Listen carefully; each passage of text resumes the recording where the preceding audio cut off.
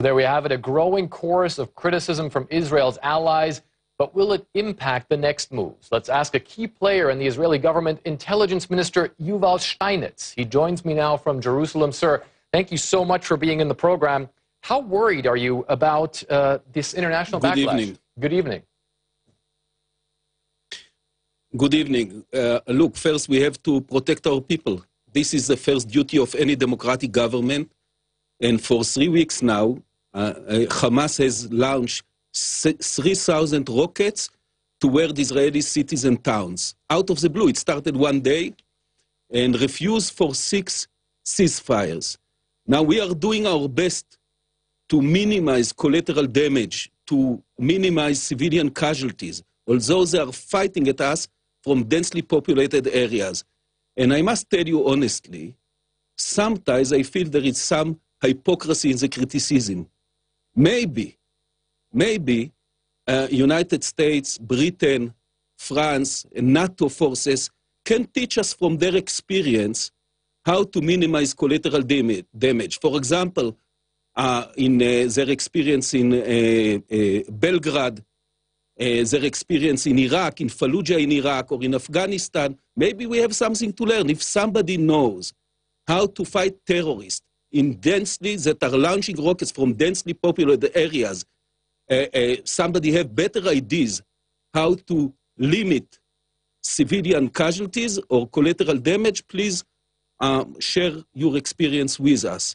Well, I think sir, the United States did learn. Soldiers are doing enormous efforts not to hit civilians. The United States did learn from Yes, some of the mistakes that it made in Iraq, for instance, and one of the things that it came up with was a new counterinsurgency doctrine. And the counterinsurgency doctrine has as a base saying that you have to hit the insurgents hard, but you have to protect the civilian population, even if it's at cost to yourselves. Now, there was, of course, the incident that happened yesterday on Sunday near that school in Gaza where 3 militants were killed, but there was also severe collateral damage. And one of the things that the U.S. State Department said about that was, and I quote, "The coordinates of the school, like all UN facilities in Gaza, have been repeatedly communicated to the Israeli Defense Forces. The suspicion that militants are operating nearby does not justify strikes that put at risk the lives of so many innocent civilians."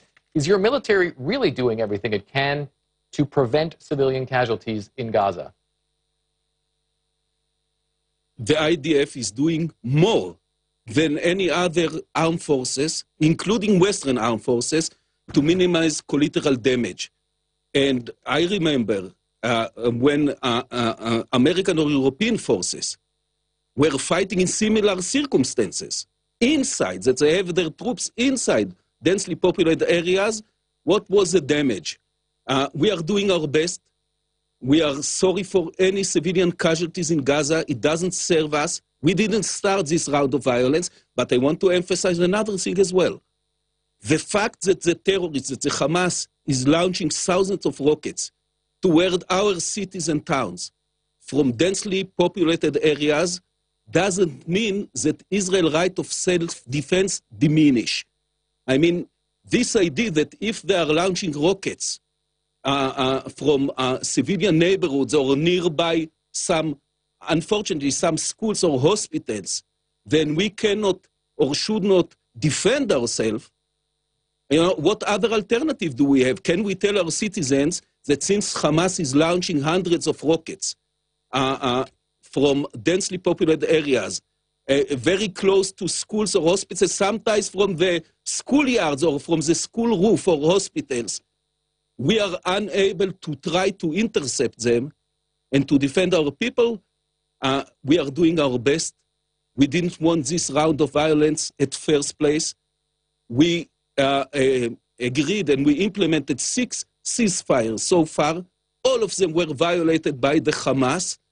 And at the end of the day, we already pull out from Gaza.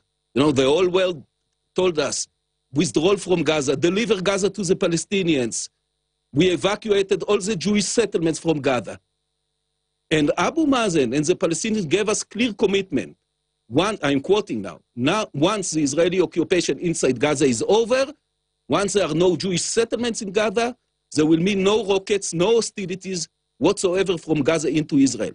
So one of the reasons Since then, one of the reasons why this campaign 15,000 rockets were launched from Gaza into Israel, 3,000 only in the last 3 weeks.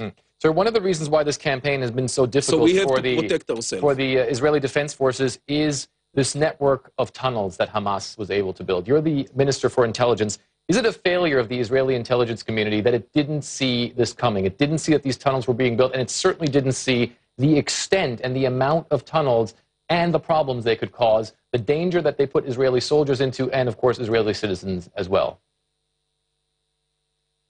No, we were very well aware of those tunnels.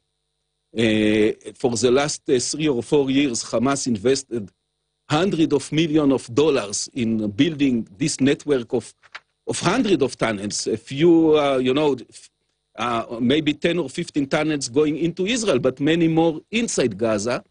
Instead of building schools and children gardens, they were using the money of some international contributions to build these tunnels. And we were also fully aware that Gaza was supposed to be totally demilitarized, and instead, Hamas is buying thousands of rockets from Iran and from other sources in order to prepare terrorist attacks against us. We were fully aware of it, and therefore, we managed to deliver, so far, a very heavy blow, both to the rockets and to the rockets industry inside Gaza and to the stockpile, and both to all the underground incursion tunnels into Israel. Intelligence Minister Yuval Steinitz, thank you very much for... This is the effect of very good intelligence. Okay, thank you. Thank you very much, sir, for being on the program. Thank you very much. And, of course, one of the things that with all of this seems